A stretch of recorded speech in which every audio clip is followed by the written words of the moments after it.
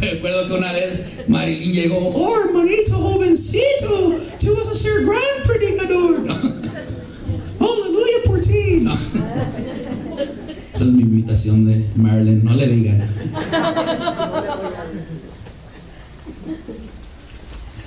Dice así, siguiendo adelante, dice: Yahvé te había confiado una misión, te había dicho: anda, condena al anatema a los amalecitas, harás la guerra a esos pecadores hasta exterminarlos. ¿Por qué no hiciste caso de las palabras de Yahvé? ¿Por qué te abalanzaste sobre el botín? ¿Por qué hiciste lo que es malo a los ojos de Yahvé? ¿Qué estaba haciendo ahora Saúl? ¿Qué era su pecado? Bueno, que se agarró unas ovejas, ¿sí o no? Que tenía unos cuantos borregos, ¿no? Mira, vamos a decir, dice, Saúl respondió a Samuel: hice caso a la voz de Yahvé, hice una expedición por donde Yahvé me había mandado. Dice, capturé a Agag, rey de Amalek, y condené a Amalek al anatema. Pero el pueblo separó del botín lo mejor del ganado. Dice, lo excluyo del anatema para ofrecérselo a Yahvé tu Dios.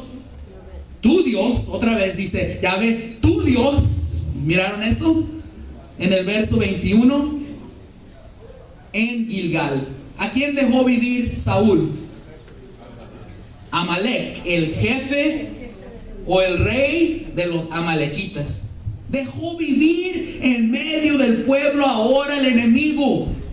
Recuerden antes que cuando llegó Nahas el amonita y estaba en la presencia de Dios y había sido consagrado rey y estaba lleno del Espíritu Santo, cuando se dio cuenta que el enemigo venía en contra del pueblo de Israel, empezó, sí o no, a juntar gente para pelear contra él, sí o no, y no se cansó hasta que los derrotaron, amén. Pero hoy día está dejando al enemigo vivir en su comunidad, sí o no. Pasa tanto en las comunidades que antes éramos un grupo de oración, un grupo centrado, ¿sí o no? Todo empezaba con oración y todo terminaba con oración. Se los digo, Barrios para Cristo.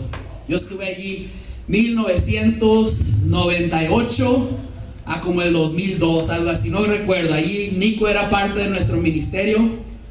Cuando yo entré en ese ministerio me sorprendí. Yo venía de la iglesia de San Marcos, yo estaba predicando un poco en San Marcos y llego a Barrios para Cristo y me impresioné. Puros cholos orando y llorando, ¿sí o no? Orábamos, se caían todos al suelo y unos gritos: Dios, perdónanos, perdóname por ser pandillero, perdóname por ser drogadicto, perdóname por matar gente, decían algunos, perdóname. Y viene de repente todo un corazón quebrantado, ¿sí o no? Dios puede trabajar en un corazón quebrantado, amén. Un corazón hambriento, ¿sí o no? Un corazón que sabe que, pero cambia las cosas, ¿sí o no? Lo mismo pasó en Barrios para Cristo. Dejamos de orar poco a poco. Cuando dejamos de orar, entraron las rivalidades, entró el enojo, entró el chisme. Recuerdo que yo estaba enojado con uno de ellos porque empezó a salir con una muchacha y yo y ella empezamos a ser amigas y bueno, pleitos así, cosas pequeñitas, ¿sí o no? Empezaron a entrar, pero cuando no estás orando se hace más grande porque la carne, ¿sí o no? Ustedes saben cómo es la carne quiere reconocimiento, la carne cuando lo ofende se va enojado, ¿sí o no? Dice la palabra de Dios: no dejes que tu enojo dure toda la noche, ¿sí o no? Quiere decir que antes de dormirme tengo que perdonar, porque ¿qué pasa cuando no perdonas? Te levantas la siguiente mañana y ¿en quién piensas? La persona que te ofendió la noche anterior. Y todo el día esa persona, imagínate qué tontería de que yo me enoje con alguien y la cargue el trabajo conmigo todo el día. Ahí estoy trabajando y esa persona está trabajando conmigo, ¿sí o no? Y voy al cine y esa persona está allí sentado junto a mí. Bueno, no literalmente, pero ahí está conmigo, ¿sí o no? Cuando simplemente puedo decir: ¿sabes qué, Señor? Yo no puedo perdonar, no puedo, no quiero, pero dame tu gracia para perdonar. Yo cuando voy a las comunidades no les digo, hermano, les digo honestamente, tú no puedes perdonar a nadie, porque a veces podemos, ¿sí o no?, con nuestras propias fuerzas. Y hay veces donde tenemos que pedir la gracia, ¿sí o no? Y pedir, y pedir, y pedir. Recuerdo, escuché un testimonio de una predicadora, se enojó con su esposo. Y dice que ella estaba enojada y lo quería ver. Entonces le dijo, ¿sabes qué, Dios? Dice, me voy a encerrar en este cuarto y no voy a salir de aquí hasta que lo pueda perdonar. La señora se quedó en el cuarto todo el día y finalmente pudo perdonarlo. ¿Por qué? ¿Por sus fuerzas? Por la gracia de Dios. Dejó al enemigo vivir en la comunidad. En vez de ponerse en oración por la comunidad, en vez de dejar que el Espíritu fluyera, dejó que viviera el enemigo en la comunidad, ¿sí o no? Dejó que el enemigo estuviera allí sentado junto a él. Y dice Samuel así: ¿piensas acaso que a Yahvé le gustan más los holocaustos y los sacrificios que la obediencia a su palabra? La obediencia vale más que el sacrificio y la fidelidad más que la grasa de los carneros. La rebelión es un pecado tan grande como la brujería. La desobediencia es un crimen tan grave como la idolatría. Ahora, cuando nosotros andábamos en pecado, ¿sí o no?, muchos de nosotros lo hacíamos por ignorancia. Pero ya cuando entramos en el camino de Dios, conocemos, ¿sí o no? Ahora ya no es por ignorancia, ahora es por rebeldía. Y miren lo que dice la palabra de Dios en hebreo. Dice así: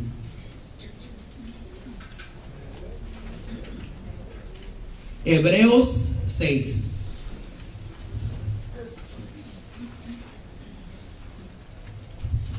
Se perdieron mis notas. Hebreos, aquí está. Hebreos 6, del 4 al 6. Dice: de todas maneras es imposible renovar a los que ya fueron iluminados, que probaron el don sobrenatural y recibieron el Espíritu Santo y saborearon la maravillosa palabra de Dios con una experiencia del mundo futuro. Si a pesar de todo esto recayeron, es imposible renovarlos por la penitencia cuando vuelvan a crucificar por su cuenta al Hijo de Dios y se burlan de él. Hebreos 6, del 4 al 6. Palabra de Dios. Dice que es imposible renovar a los que ya fueron iluminados. Muchos de nosotros conocemos personas que se han ido. ¿Has tratado de hablar con esa persona? ¿Qué es lo que pasa? Se van del ministerio. Pero hermano, recuerda que antes, mira, ahorita vamos a orar. Recuerdo hace poco tuve una conversación con un amigo del ministerio. Yo recuerdo, fui su amigo, nos conocimos. Él fue el que más o menos, él empezó en Barrios para Cristo primero y luego yo lo seguí. Recuerdo que él vino a mi comunidad y nos hicimos amigos. Él había andado en el mundo de las loqueras. Él predicaba, fui a escuchar sus predicaciones, me impacté. 3 años después o 2 años después, me contó algo que yo no sabía. Me dijo: ¿sabes qué, José? Me dijo: soy homosexual, tengo la atracción a los hombres, pero no lo estoy practicando porque estoy en el ministerio.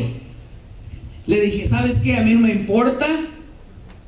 No me importa. Para mí, tú sigues siendo mi amigo.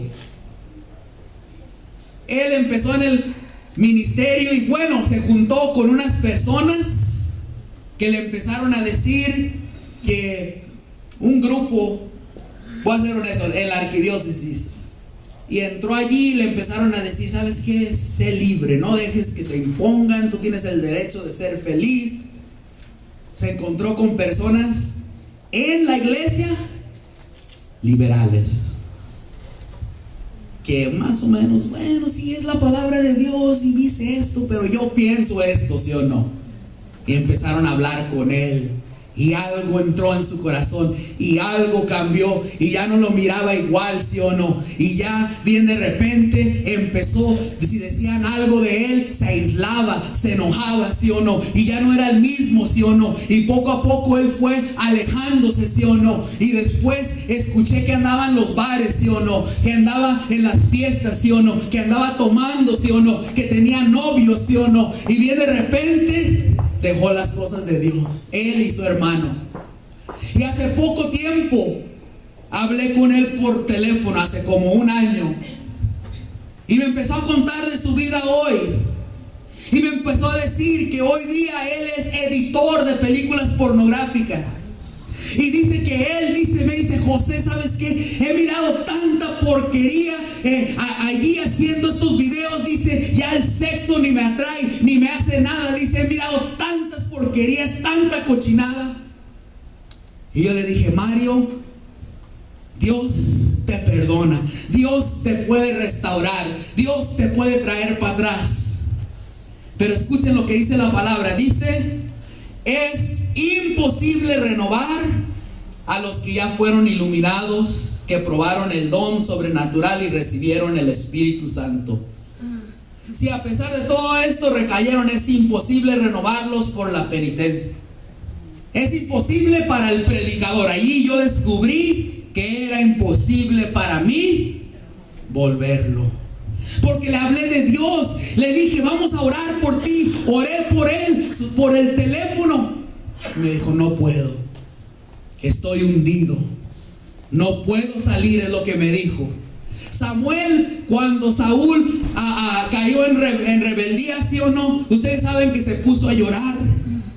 Se puso a llorar por Saúl. Lloró día tras día tras día, hasta que finalmente Dios le dijo, deja de llorar, tengo otra persona, ¿sí o no? Tengo a alguien más. Abrió la puerta para David.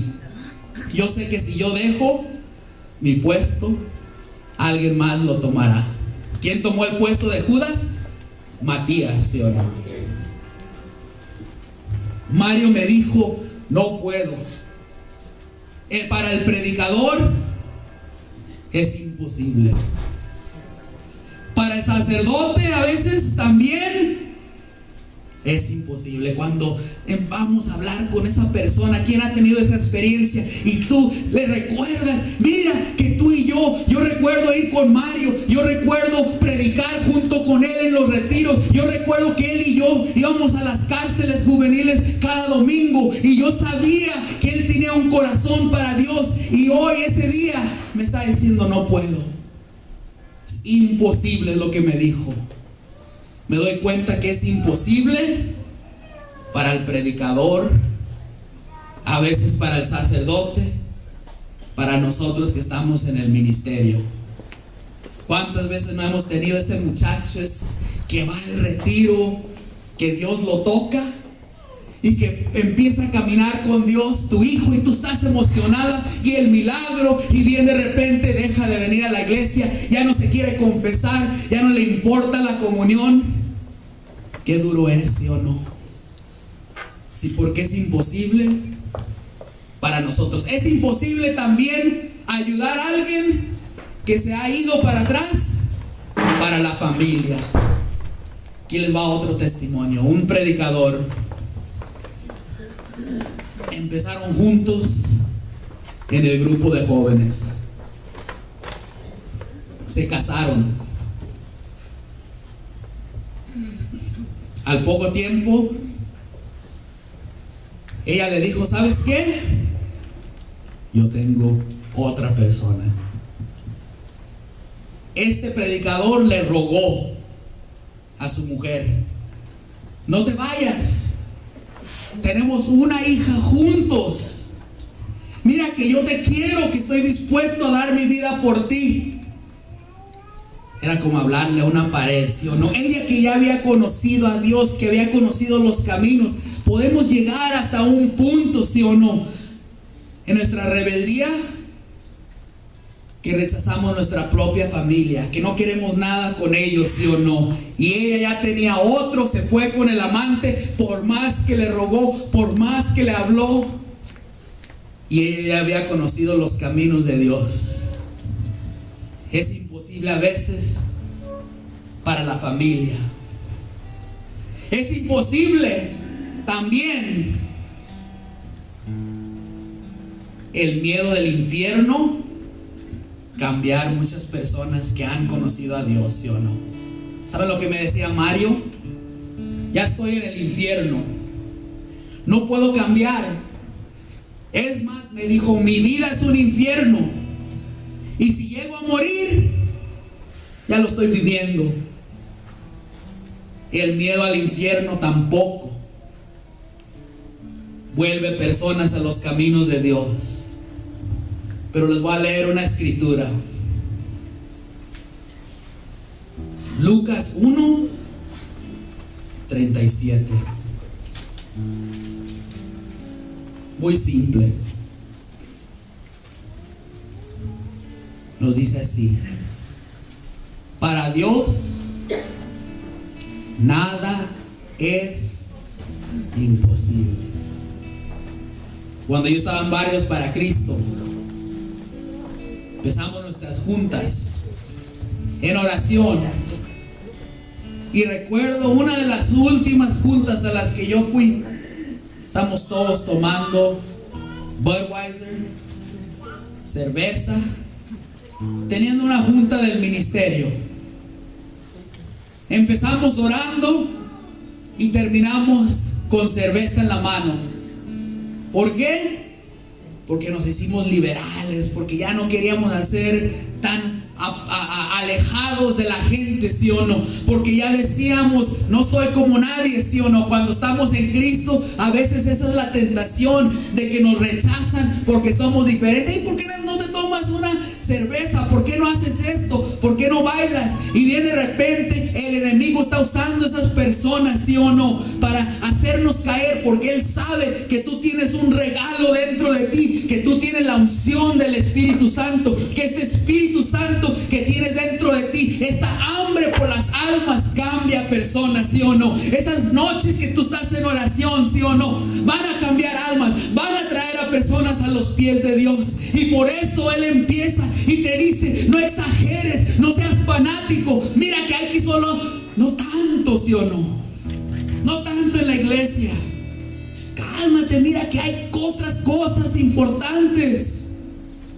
¿Cuántas personas no conozco así? Tengo un amigo, Miguel, también. Está luchando, decaído, ¿sí o no? Qué tristeza me dio el otro día. Mire su mamá, fui a predicar allá al valle. Estaba su mamá y llegó y bien triste. Ya le he hablado, le he dicho, la mamá, pobre mamá, ahí llorando. Para la familia es imposible, pero para Dios no. Yo me aparté de las cosas de Dios. Mi papá se murió de cáncer. Cuando yo escuché la noticia, recuerdo que yo vine de un campamento el año 1998, en el verano, como en agosto, era el campamento. Y recuerdo que antes de yo irme en el campamento, mi papá ya se estaba sintiendo mal. Y recuerdo que volví y recibimos la noticia: cáncer, linfoma, ¿sí o no? Y recuerdo que poco a poco empezó mi papá a caer más y más, se le cae el pelo. Ustedes saben lo que el cáncer es. Íbamos al hospital, a veces nos quedamos ahí toda la noche sin dormir, ¿sí o no? Y poco a poco empecé a descuidarme. Empecé como a guardarme mis emociones, y allí en el dolor empezó a trabajar el enemigo. Ustedes saben que el enemigo trabaja en tu dolor. Cuando tú estás sufriendo, el enemigo empieza a hacerte pensar que nadie te ayuda. Mira que la comunidad no te apoya, ¿sí o no? Y empieza a usar ese dolor allí, esa emoción, ¿sí o no? Esa tristeza, para que tú pienses que Dios no te ayuda, para que tú pienses que tu comunidad está en contra de ti. eso, llegaron unos viejos amigos y me enseñaron un video. Rosarito, mira